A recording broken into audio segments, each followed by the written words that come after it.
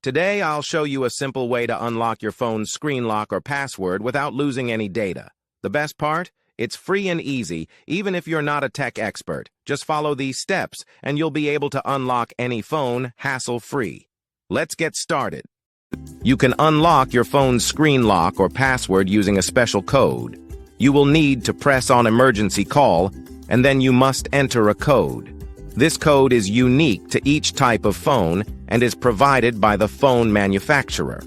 In this video, we're using a code that works specifically for the type of phone we're demonstrating. Here's how you can get the code. Visit this website that provides unlock codes for free using a unique method. And that's it. Now you can unlock your phone without losing any data. See you in the next video. Bye.